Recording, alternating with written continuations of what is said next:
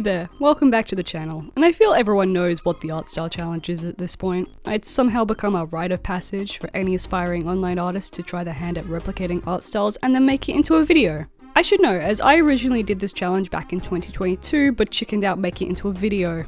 I blame the script writing process, I can't write for shit. Last time I did 20 art styles and themed them around media that have inspired my own greatly. I'll be stealing this theme again, but this time I'll only be doing 10, purely because I want to add a next challenge. I really want to try posing all the styles differently. I feel like last time I did this challenge, everything looked quite boring and a bit too same pose syndrome, so I'll be leaning towards more dynamic action poses as much as the style would let me. Now for the subject. I'll be drawing my channel's mascot today, as I never really addressed the change of persona designs in the last few videos, and thought I may as well just talk about it now. However, enough stalling, let's get into the first art style. I wanted to start off with a style I already knew, so of course I'm starting with my own. I'm not really sure how I would describe my own art style other than cartoonish. I really like exaggerating poses and designs, with some of the key features of my style really relying on the eyes, weird lanky fingers, and overabundance of shape theory, especially shown in the heads. I really pride myself on my use of shape language and colour theory, as I feel like it's quite integral to my design process. Much like I said in the intro, the character I'll be drawing today is my channel mascot. Yay! I have always liked creating weird spooky looking characters, so I decided to remake this old ghost demon I used to use, but this time give them lore. I wanted to blend my love of the ocean and space aesthetics by choosing to lean towards a sea captain, however it slowly turned into a cosmic postman, so I fixed that by giving them a lantern and making them a ferryman. I have always been a big fan of characters that could interact or see ghosts, so I decided to lean hard into that supernatural element and make them a ferryman that ferries lost souls into the underworld. I'm a big sucker for myths around ghosts and life after death, so it's a no-brainer for me. Anyway, here is the first art style. Nice and simple to start off with, so I guess it's time to pull out the big guns. Up next is the UPA style. Okay, time for a little art history lesson. I promise this will be the only time I'll do it. The name UPA is short for United Productions of America, which was an animation studio which ran from the 40s to 70s. The studio grew to prominence for its graphic design style, which was very notable in the 50s, which blended geometric shapes with simplistic line work, with a notable style being how the colouring would extend outside the line work. The style sadly disappeared in the 70s, but entered a revival period, becoming a major influence for many 90s and 2000s cartoons such as the Powerpuff Girls, Dexter's Laboratory, and Clone High, which is probably where most of you have actually seen the style. A lot of the style can be seen in the backgrounds of these shows, which I actually really quite like. I like how it has this simplistic colouring but mixed with complicated line work. It's just, I love that. I think it's really cool. Though enough of this short history lesson. If you're interested in learning more about this style, I put some links down below, so go check them out. They go into more detail than what I've actually written here. As for the influences in my own style, it's purely the shape language. I just love how characters are designed around abstract blobs of colour and simplistic shapes. I love this way of making vector art where you just block in the shapes with a lasso tool. I adore the way that this style blends the negative and positive space through its shapes, leaving a lot more detail through the line work. The style is best shown within animation as the minimal designs lend itself to the medium. This is most notable in the UPA short Rooty Toot Toot, which it has become one of my favorites. It's just such a fun animation, which blends lined and lineless styles. The main lead, Frankie, is only made up of this simple outline, with the only bits of color being from her bow and dress, which have just been blocked in. Each shot shows how the line work blends with color, making her appear more like she's on one layer. And here's the final results. I absolutely love how this one came out. I've drawn this style on and off for the past few years now, however, this is the first time actually studying the style. I think the irony here is that I'm a very detail-driven artist, but the style is so simplistic. But the shapes are so tasty, so I love looking at them. If you haven't been following my Instagram, you would know of my very apparent Sonic obsession. So it's a complete no-brainer that this art style will be in this video. I just want an opportunity to talk about Sonic. There's something about this game's 2D art style which really speaks to me, and I think it's purely the fashion style. I've always adored this exaggeration of clothing in other games such as Splatoon and Kingdom Hearts. I love characters with really chunky shoes, which just make them so cartoonishly silly but somehow cool. Seriously, you cannot tell me that you wouldn't want Shadow the Hedgehog's shoes, come on. There's something so 2000s that this style also encapsulates, which I really miss. I want to go back to thick line work and exaggerated poses, please take me back. I was having trouble deciding which style I really wanted to draw in, as Sonic has a few. but in the end I chose the Sonic Adventure 2 art style for this video as I wanted to draw my mascot with a chow. However, in a very feverish state, my dumbass just completely forgot about this plan. It was either going to be Sonic Adventure or Sonic Riders,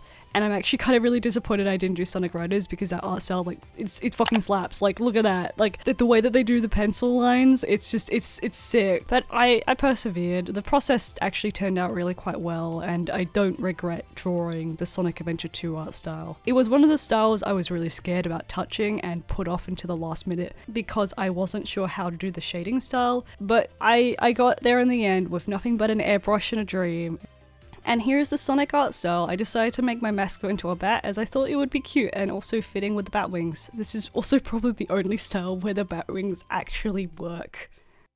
I really like styles which blend creepy and cartoon together, as it's something my own style has been described as in the past, so I think it would come to no one's surprise that I've been inspired by Don't Starve. I've played this game on and off with a friend of mine for the past few years, and I wouldn't say it's my favourite game in the world. It would be a miracle if I ever got past winter. But there is just something about the world building and the characters which really speak to me. I love how creepy everything feels. It kind of feels like you've been thrown into a twisted fairy tale, especially with how the style relies on sketchy line work, like it's been scribbled down quickly, and also these white washes of watercolour. I love anything with watercolour. It's my favourite.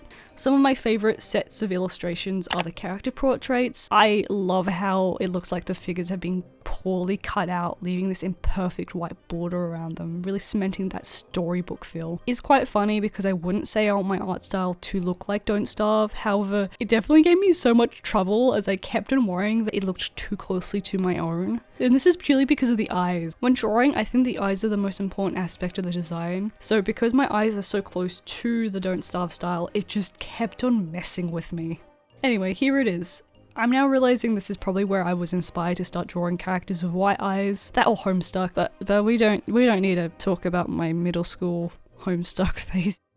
Splatoon is probably one of my biggest inspirations when it comes to world building and style. Seriously, the fact that this is only a third-person shooter game is astounding. Some of my favourite art books I own have got to be the Splatoon ones. Just the way that they go into so much detail around locations, outfits and props, which may never be seen because they are so small in the background, seriously just brings so much life to this game series. Some highlights have got to be the weapons. I adore how all of the designs are based on real world items. Like the Splatana wiper being based on a windscreen wiper is just so cool. As for the art style, I'll be going off of the illustration style because I really like how stylized the illustrations for this game are. And you would be hilarious if you think I'll do a 3D art style. I'll be doing 3D later in this video, I don't need to suffer through this twice. Compared to the other styles, the Splatoon community have created several brush packs which closely resemble its art style. So while researching, I came across this set by the artist Puffu. I'll put links down below for his channel. You should check him out, he makes really good Splatoon hoaxes. Anyway, I've always loved trying my hand at rendering and colouring in this style.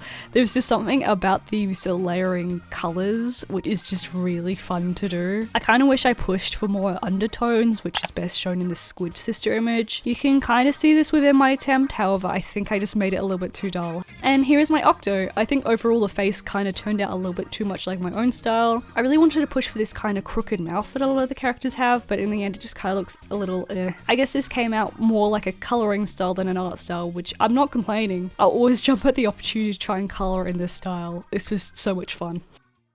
Up next is another one of my favourite horrors, it's OMORI. I wouldn't say the style itself has really inspired me apart from when I stole the eye design style back in 2022, but it's the technique of the game's mixed media elements that I really like. The way the game blends the use of scanned and illustrations, which have been coloured digitally alongside the use of live action footage, which is shown within the 2014 trailer. Oh, I love that so much. Sadly, due to time restrictions and just being sick, I didn't get around to drawing the line work traditionally as much as I would have wanted, but I did get to use my favourite sketch brush, the slate brush. I really wanted to improve upon replicating this style, as last time I did this challenge I don't think I understood how to translate my own design well enough. This time I was able to fix the problem, I think. One of the problems was also the pose. I felt like it was a bit too flat, so here I tried to lean towards more of this action oriented pose. Kind of like they just stumbled into a fight by accident and they just don't really want to be there. As for the design, I also lean towards the headspace colours being those nice cool purple purples, blues, and greens. I also threw in a lantern, as I feel like they would be in the Piefly Forest as just a little secret boss.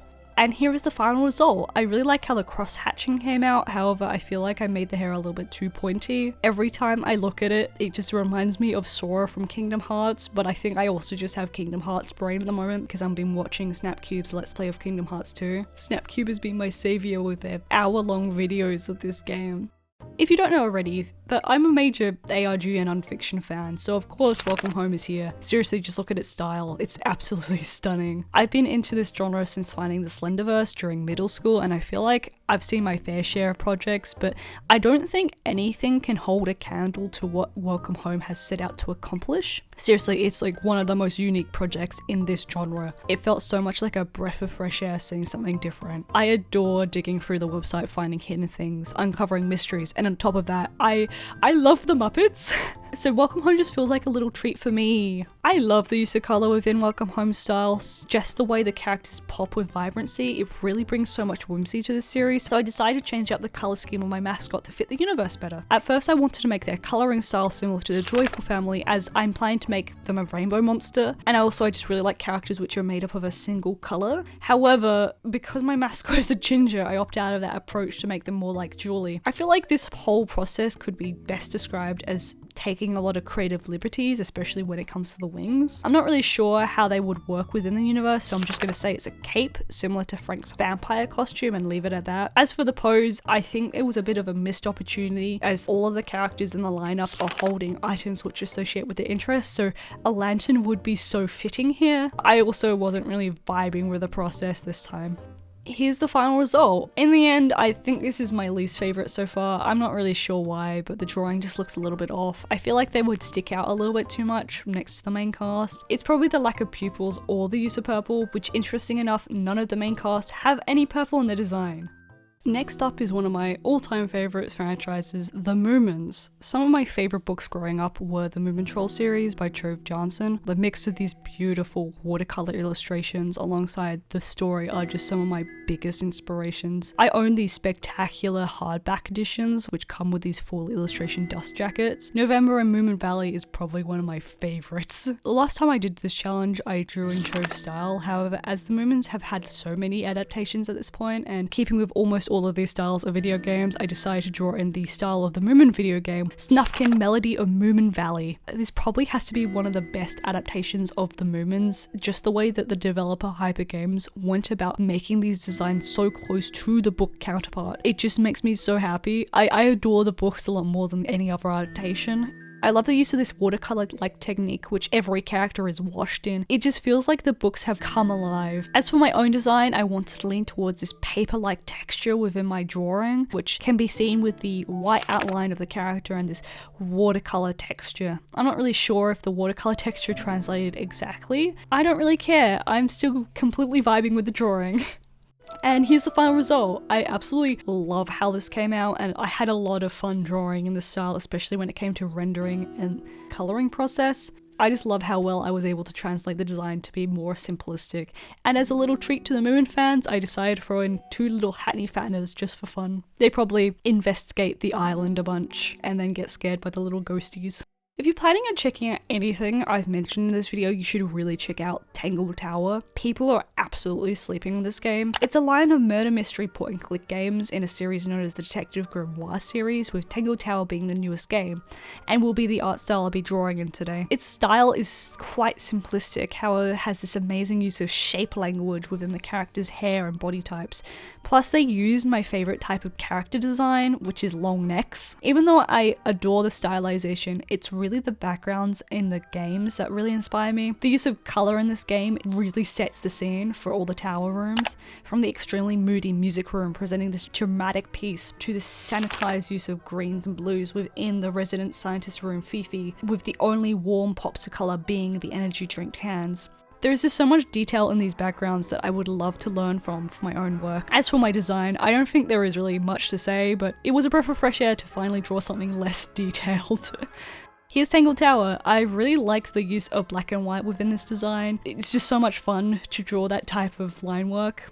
As an offside, there is gonna be another game in the series coming out soon, though it was announced back in 2023, so I don't know. It's this oceanic mystery titled The Mermaid's Mask, and I'm so here for it. Give me ocean aesthetics and my life is yours. Now, to end this with a bang, it's time for my all-time favorite video game, Psychonauts. I think we all know that I'm extremely inspired by anything that is stylized at this point. Seriously, half of the styles in this video are just that. So it would come to no one's surprise that I would adore a game like Psychonauts.